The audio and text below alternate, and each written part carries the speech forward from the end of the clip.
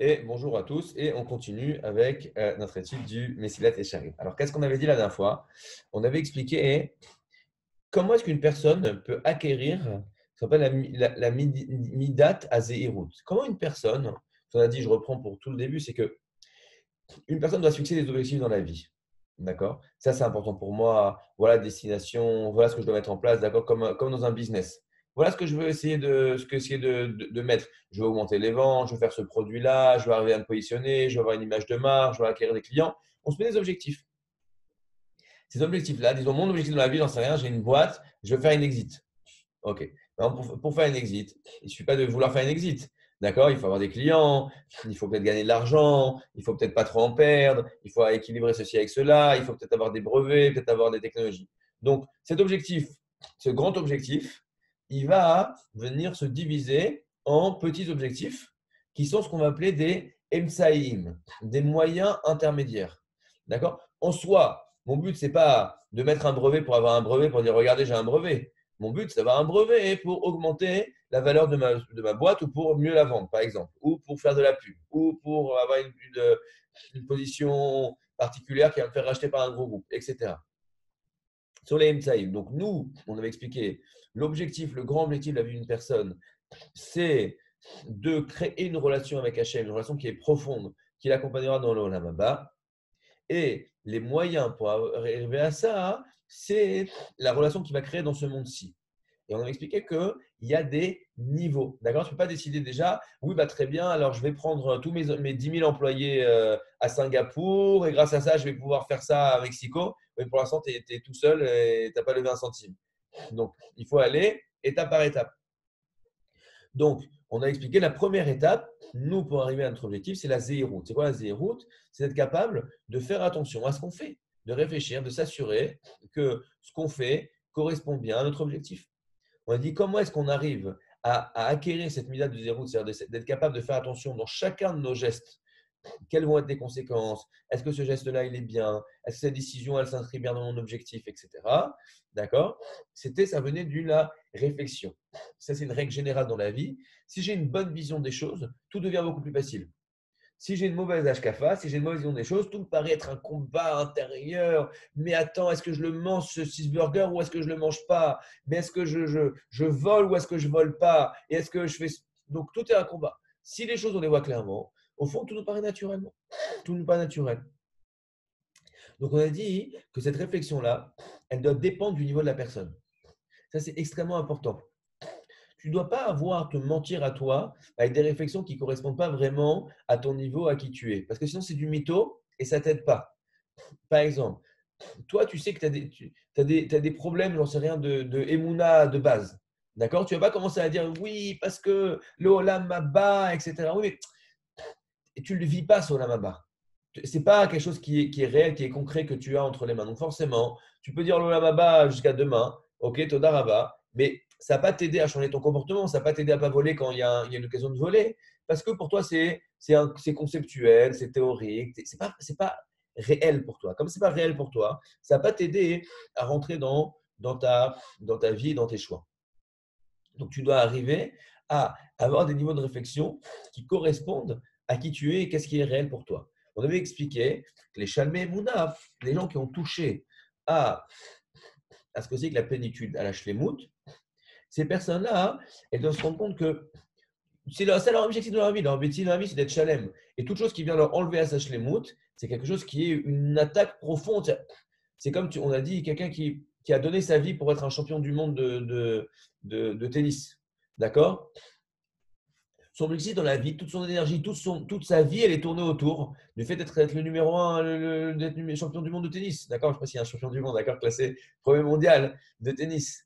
Donc, il y a un champion du monde, je crois, de tennis. Je ne sais pas si c'est très intéressant, mais c'est un champion du monde. Quoi qu'il en soit, hein, lui, il va être quoi? Il va être classé numéro un mondial. Donc, quoi qu'il en soit, lui, cette personne-là, il n'est pas en train de dire oh non, j'ai loupé mon smash, je vais être puni, je ne vais pas gagner d'argent.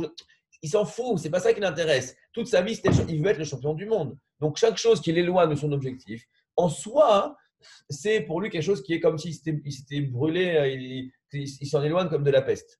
Donc, ça, Ça, c'est les Shalmei Mouna, les gens qui sont arrivés, Shemada, des gens qui sont arrivés à une prise de conscience que toute leur vie, elle est transformée de ça. Et c'est ça qui les intéresse. Ça, malheureusement, je ne sais pas si c'est vraiment notre niveau. Le niveau des gens, et là peut-être qu'on commence à avoir à être notre niveau à nous, d'accord, s'appelle Ehara les Hamon. Attends, excusez-moi, non, les protimes, ceux qui sont un peu moins que ça. Ils disent, attends, pourquoi est-ce que dans ce monde-ci, on n'est pas capable de prendre, de venir, des gaïesses en français, de venir, je sais pas, soulever, comment on dit, on recrutait ouais, toutes nos forces, d'accord. C'est de la traduction de l'hébreu, là. Les gabesh kol nous prendre, rassembler toutes nos énergies, toute notre vie pour être dans notre objectif. C'est là ton objectif. Toute ton énergie doit être là. Ah, pourquoi tu ne le fais pas? Parce que tu te dis, bon, ok, c'est vrai, je crois au Olam Haba, à ces choses-là, et que si je fais bien dans ce monde-là, j'aurai un meilleur Olam Haba. Mais bon, écoute, je veux pas être un rachat, je veux pas. Personne n'a envie de dire dans l'Olam Haba, Chas Shalom, j'ai peur, la nana, le Geinam, tout ça. Ça, je veux pas ça. Mais bon, écoute, je ne serai pas Baba Salé. Je suis conscient que je ne suis pas Baba Salé. Je suis conscient que je ne suis pas le meilleur. Je ne suis pas le premier mondial. Mais je ne suis pas non plus un gros nul. Et ça me suffit. Moi, c'est ça que je veux. Ça me suffit. Je n'aurai pas un château et une ville entière dans l'Olam Haba, mais j'aurai un Olam Haba. Ça me suffit. Ça, on a dit, ça, c'est du gros mytho. Pourquoi? Parce que réfléchis dans ce monde-ci comment tu es jaloux pour des bêtises que tu estimes qu'il est en bac, plus bas que toi. Quand lui, il est promu, quand lui, il réussit, toi, tu ne réussis pas. Quand lui, on lui dit bravo et toi, on ne dit pas bravo. Quand lui, il devient ton boss. Quand lui, devient ton chef. Quand lui, devient plus riche que toi. Quand toi, tu as besoin de lui, etc. Comme tu es jaloux, comme ça te ronge pour des bêtises, alors réfléchis, quand tu vas aller vers la Maba pour l'éternité, pour des choses qui sont des choses réelles, comme ça va te ronger. Donc évidemment que c'est pas cette réflexion-là de dire bon, tout c'est de la paresse, c'est pas que c'est réel. Donc réfléchis à ça, regarde dans ce monde-là, comme tu ne supportes pas que ceux qui te paraissent être des gens moins que toi, qui te montent au-dessus, ça te rend fou furieux, ça te rend fou de jalousie d'une certaine manière. Alors réfléchis dans la Maba, comment tu vas sentir. Troisième niveau, et là on arrive, et har et hara lechol et hamon. Donc, encore une fois, là, on va parler d'un niveau de base. Ce n'est pas très classe, d'accord? Là, si je vous fais un cours là-dessus, vous n'allez pas dire waouh, Ethan, quelle finesse, quelle intelligence, quel truc, etc. Mais le fait de ne pas être, c'est quelque chose qui est hyper important. Un, il faut être conscient de ce qui nous touche vraiment. C'est vrai que c'est plus classe de dire non, moi ce qui me touche, c'est la volonté, l'amour du monde et l'amour de Dieu, etc. C'est sûr que c'est plus classe. Et il ne faut pas servir Dieu par la crainte, il faut servir Dieu par l'amour. Génial, super, c'est vrai, et je suis d'accord. Mais est-ce que je suis d'accord théoriquement ou est-ce que cette chose-là, je le ressens? Si cette chose-là, je ne suis pas capable de la ressentir, de commencer à parler de choses qui sont en fait des choses qui ne sont pas réelles pour moi, c'est juste blablabla, mais ça ne va pas me faire avancer. Donc, je dois savoir que les niveaux plus bas, d'avoir peur d'Hachem, on va en parler maintenant, de la punition divine, etc. Encore une fois, ça c'est un discours qu'on n'aime pas trop avoir parce que ça fait un peu bas de gamme. Mais il faut savoir que si cette chose-là, si cet outil-là, il va me permettre de progresser, c'est ça que j'arrive à ressentir, ça qui va me pousser. Mais il faut savoir l'utiliser aussi, cet outil-là. Arc et Hara, l'école et Amon. Et là, on parle vraiment punition et récompense. Virot omek adim aderan magia, de regarder la profondeur de la punition. Encore une fois, je n'ai pas l'habitude de parler de ces choses-là. Je lis le Messiat et Sharim.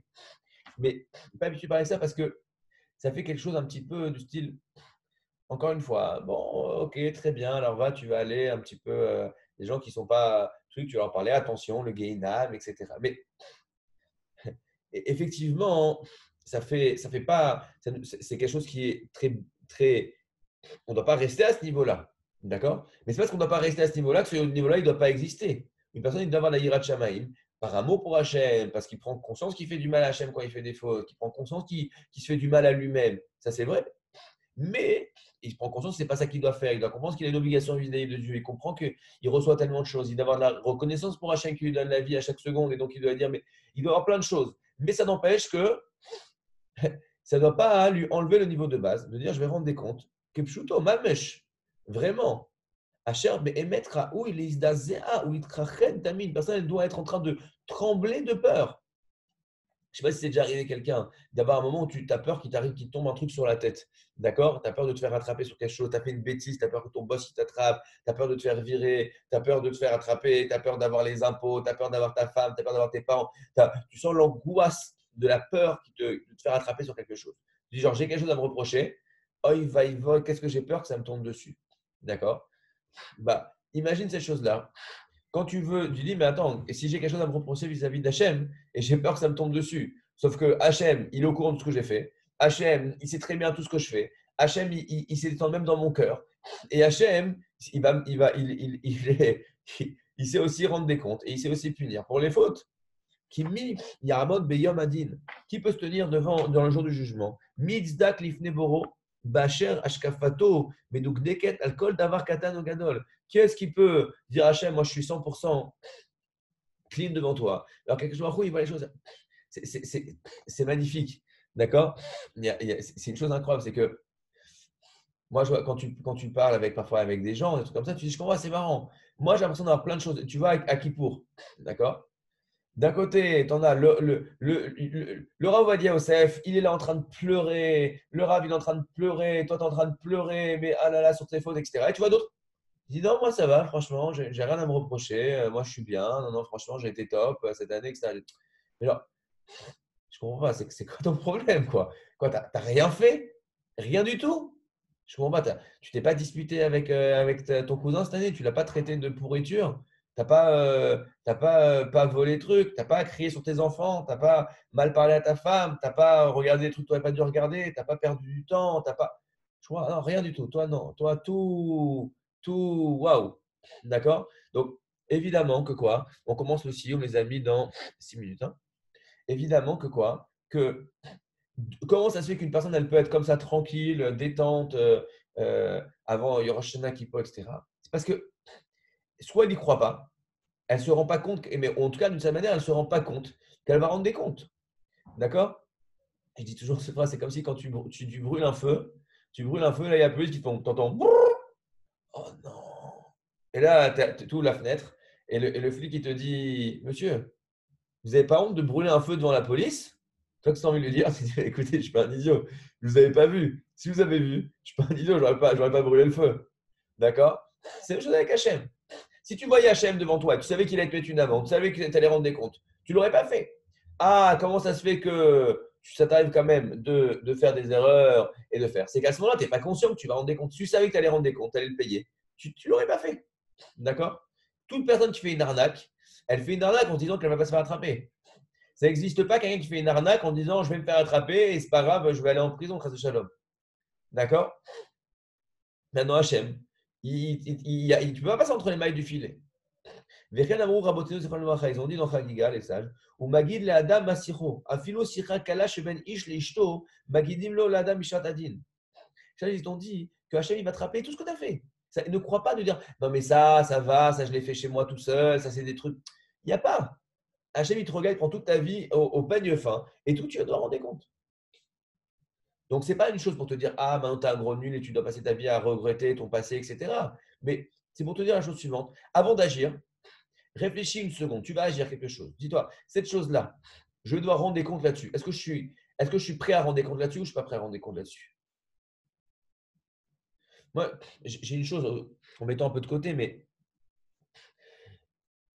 quand je fais quelque chose, j'essaye, hein, je ne dis pas que j'arrive à le faire, mais en tout cas, je vous donne un conseil et je me le dis aussi à moi-même. Il faut arriver à l'appliquer. Je pars du principe de dire ce que je vais faire maintenant, ça va passer dans les journaux. D'accord? Alors, je ne sais pas si dans les journaux, ça intéresse vraiment savoir tout ce que fait Ethan Galam. D'accord? Mais ça va savoir. Est-ce que si ça se sait, cette chose-là, je me sens bien de pouvoir me justifier et dire oui, je l'ai fait. Oui, je le fais. Ou est-ce que j'ai honte? Si j'ai honte de le faire, même si je te dis oui, mais attends, mais c'est permis parce que tu comprends et ceci, cela. Non. Si je ne suis dans une mesure dans laquelle je ne suis pas en mesure, pardon, de me justifier, de dire j'ai fait ça, oui, j'ai fait ça, et je m'assume, dans ce cas, je ne le fais pas. Ou j'essaie de ne pas le faire. D'accord? Et ça, c'est vrai aussi, notamment dans le travail. D'accord? Tu as une question de dire alors, est-ce que c'est permis ou c'est interdit? Bon, c'est interdit, tu ne le fais pas. C'est permis, tu le fais. Et là, tu dis ah, si maintenant, ça doit savoir que j'ai fait ça. est-ce que je dis, écoute, il n'y a pas de problème, oui, non, je m'assume, moi j'ai. Ou est-ce que d'un coup, je deviens tout rouge, etc. Si la réponse est je deviens tout rouge, je ne vais pas le faire. Il faut passer du principe que, elle dit dans Pirkei Avot que les choses cachées, elles vont se savoir. D'accord. Donc c'est vrai aussi, Sioum dans 3 minutes. Et c'est vrai aussi vis-à-vis d'Akadosh Baruch Hu. Ça veut dire quoi? Ça veut dire que toutes les choses que je fais, je vais devoir savoir et je dois rendre compte devant mon créateur. Donc, est-ce que je suis prêt? Est-ce que vraiment je suis prêt à faire ça? Oui ou non, moi, je n'ai pas de problème, je suis prêt, je vais rendre des comptes là-dessus. Donc, si la réponse est non, alors je te conseille de ne pas le faire, parce que tu vas rendre des comptes. Od amrou, usvivav narasa meod. Mais la mèche akash baruch hu medagnek im chasidav kechot aser. Hachem, il va voir jusqu'au l'épaisseur d'un cheveu. Tu vois à quel point ça va loin, loin. Avraham, ou Avraham avouv lekono, da'aouv lekono, achirtiv alav Avram oavi, Avram avinu. Hachem, il appelle comment? Avraham, mon bien-aimé, Hachem, il aime Avraham. Donc, c'est pas rien pour que Hachem dise que quelqu'un il t'aime, c'est quand même sympa. Lo falat minadim ipne dvarim kalim shelo digdek bahem. Ad shamar bama eda, amar lo kadosh baruch hu, chayecha, yadoa teda, ki ger yezarecha. Il a dit, Hachem, il a dit, tu vas avoir une descendance. Il a dit, comment je vais savoir que j'aurai une descendance? Il a dit quoi? Tu sais pas? Eh ben, tu vas savoir une chose, que tes enfants, ils vont aller en esclavage et pendant 410 ans. Et on va prendre tes enfants et on va les jeter dans le Nil. Et Pharaon, il va égorger tes enfants et il va. Euh, Pourquoi? Parce qu'il a posé une question. Jusqu'à là, ça va le dit d'accord. C'est violent, d'accord? Mais encore une fois, c'est pour ça que c'est pas le genre de cours. Je suis désolé pour ceux qui viennent me voir et qui ne me découvrent que par ce cours-là, qui n'est pas du tout le genre de choses que je dis, mais on arrive là-dessus dans le des charim. Donc, on doit savoir cette chose-là que c'est pas agréable, c'est dur, ça paraît complètement. Mais la réalité, c'est qu'une personne, elle rend des comptes. Donc, avant de faire quelque chose, réfléchis. Qu'est-ce que ça donne? Qu'est-ce qui va devenir de moi? Quelles vont être les conséquences de mes actes? Je vais devoir rendre des comptes. Je vais devoir, je sais pas, même oublions des trucs genre physique. On va me frapper, on va me truc. Mais imagine la honte de devoir. Moi, je sais pas, si j'ai fait quelque chose de pas bien, la honte de devoir rendre des comptes devant la personne à qui j'ai fait du mal. Devant tout le monde, sait que j'ai fait cette chose-là. Mais genre, encore une fois, si c'est que la honte que ça se sache qui me fait agir, c'est un peu. J'espère que quelqu'un il agit bien et est quelqu'un de bien. Pas juste parce qu'il a honte qu'on sache qu'il est une pourriture. D'accord? Mais parfois ça m'aide de me dire, mais attention, je vais voir, il y a une Gemara, je ne sais plus c'était quel rave avant de mourir, ils l'ont dit, donne-nous un conseil. Il lui a dit, je vous fais une bracha, que vous ayez la même crainte de Dieu que vous avez la crainte des gens. Alors ces élèves lui disent quoi, rave? Vétoulan, ça, juste ça et pas plus. C'est-à-dire que je ne dois pas craindre Dieu. Je dois craindre Dieu comme je crains les gens. C'est pas génial. Je dois craindre Dieu parce que je crains Dieu pour Hachem, super. Mais quand vous faites une faute, vous ne dites pas j'espère que personne ne m'a vu. Donc tu vois bien que tu crains déjà. Si déjà tu arrives à craindre les gens, à Dieu comme tu crains les gens, déjà tu vas voir que tu vas voir que ça va t'enlever beaucoup d'erreurs et beaucoup de problèmes dans ta vie. D'accord? עד שכרת ברית עם אבימלך בלא ציוויו של מקום, אמר לו הקדוש ברוך הוא, חייך שאני מאשים בשמחת בניך 7 דורות. Ok, on continuera la suite des tzadikim la prochaine fois et on va commencer notre sioum.